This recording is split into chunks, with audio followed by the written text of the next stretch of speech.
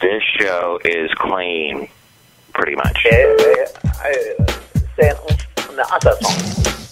Mike's Daily Podcast. Effizode 787. Hello, it's Mike Matthews broadcasting from the last place on earth located somewhere in PodCastro Valley, California. Today I have the return of the much-loved segment, Do You Know Dat? Plus we'll hear from Madame Rootabega, Valentino, Bison Bentley, and plants hate us. No, I mean they really hate us. We'll find out more about that in that news story. Mike's Daily Podcast. And I guess a lot of people are listening to that podcast called Serial because it's gory. Mike's Daily Podcast. Or I don't know, I've never listened to it, but it's apparently so big, in fact, that I have heard about it 3 times from 3 separate sources. Hey, I think that's where it's at. When your podcast gets talked about that much, 3 different sources, you're on your way. And clutch. I'm trying to make it a word that everybody uses. Mike's Daily Podcast. Yeah, I saw the movie Mean Girls. So the brewmaster in the last show, he said that he is on a sabbatical, and I found that the Krista Berg concert I was supposed to be going to was actually a Christmas turd concert, which that kind of changes things in the past. This show really compares to the Serial podcast, doesn't it? Look who just walked in. Hello, my gosh, this is Madame Rootabega. And why would anyone want to listen to a podcast about Cheerios? Yeah, that's the joke everybody's saying. No, it's from This American Life. Somebody from that show is doing it supposed to be very well done. I have to listen to it, though. I notice if you go to their website, though, the first thing that hits you in the face, and it hits you in the face a couple other times, is this banner saying, please donate. That's what I've been doing wrong all this time. I need to have one of those pop up on my website. Oh, wait, no, I think that's annoying. Never mind. We'll never do that. But what I will do is take that new train that... Oh, look who else just walked in. Hello there, Mike. This is Valentino, the parking attendant. And this is Bison Bentley. Do you know that? Mike, we don't think you should ever take a train. You should only drive a car. That's why we're out here in the parking lot of the last place on earth. There. Yeah, only drive and put out carbon monoxide.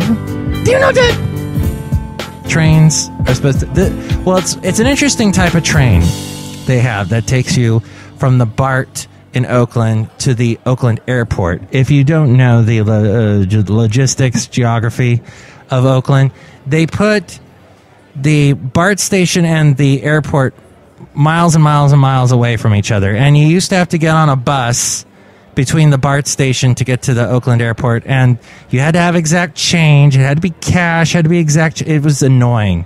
The bus drivers could be really unruly. And the last thing you need after flying into Oakland is to have to deal with that. Now, they've got this train you go on, and it takes you right to the BART station. And it's a big deal because it's one of the few funicular type trains where a cable is pulling it along, like a train like those gondolas that you ride over an amusement park, or like a ski lift. It kind of pulls it along, but it's like a train. Kind of looks like just a really modern, nice-looking public transit train. So I got to ride it today for free. They were doing that till 3 o'clock today. I did that, and I got a free bag. So let's hear it for free bags. Yay. Canvas bags. Mike, canvas bags are destroying the environment there. That's right. That's why you need to vote for the Tea Party to get rid of the canvas bags and bring in their tea bags. Do you know that? I don't think they're going to do that. So, yeah, it's supposed to help the environment, canvas bags, so I'm happy to have a bunch. And I threw a bunch in my car, so whenever I go shopping, I'm just canvas bag man. I'm so Berkeley hippie right now, but I'm not, because I live in PodCastro Valley, California, and I can't grow a ponytail. So I'm kind of screwed. But Serial, really popular podcast. We'll see if the next thing you know, it's taking over the entire world. And I applaud it just because it's bringing attention to podcasts. And people will stop going, what's a podcast? Why has it got such a weird name? Okay. And then we'll all be normal and life will go on. So is it true that plants are killing us or hate us? Well, according to perfscience.com, every winter, plants die. They come back to the earth from where they came. They emit various chemicals that they've been storing in their physical bodies. One of the most essential chemicals they release is carbon dioxide. Through respiration process, plants consume carbon dioxide, but they do not burn it. They stock it, and when they die, the CO2 comes back to the environment. Recently, farmland has become more efficient.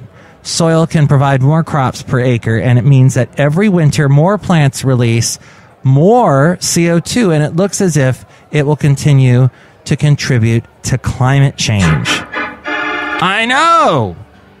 So, the same global production statistics for four of the world's leading crops. Do you know what the four leading crops of the world are? They are corn, rice, wheat, and soybeans. These four crops account for 64% of all calories consumed around the world. Scientists found that crops in the northern hemisphere seem to have the most influence on climate change. Plants breathe in and out in a specific pattern that causes carbon dioxide to follow a seasonal cycle every year. But it seems that this breathing pattern has considerably deepened since 1950. Two independent teams of scientists found the reason for this increased swing in CO2 levels. They found that farming accounts for anywhere between 20 and 50% of carbon dioxide that is consumed by plants in summer and give back at the time of winter months. Isn't that interesting? The show's got a lot of interesting facts in it, and that's one of them.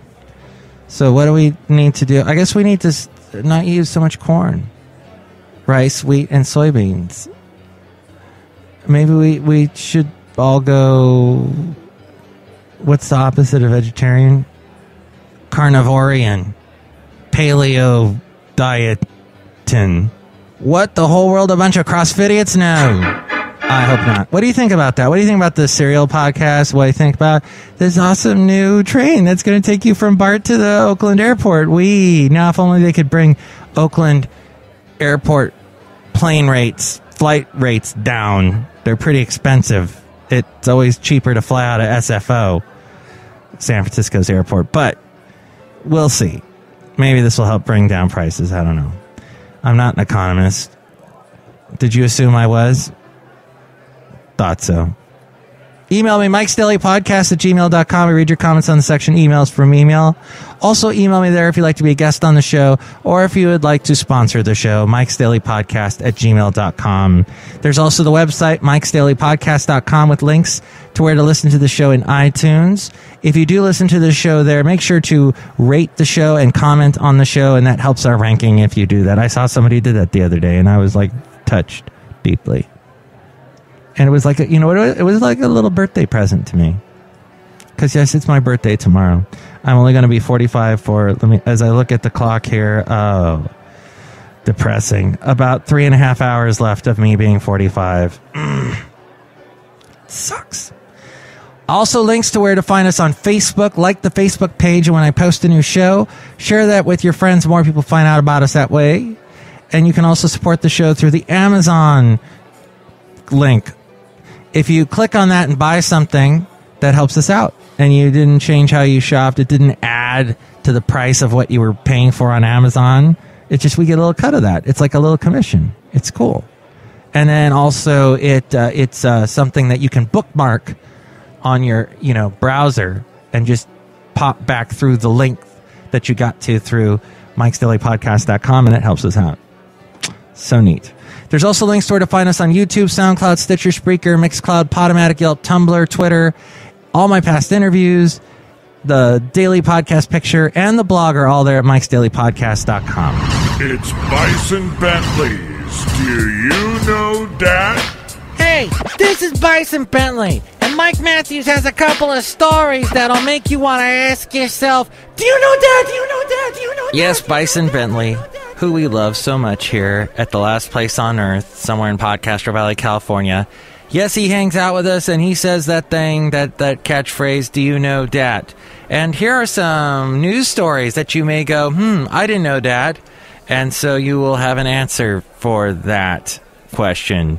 And we begin with some pirates. Yo ho, a pirate's life for me.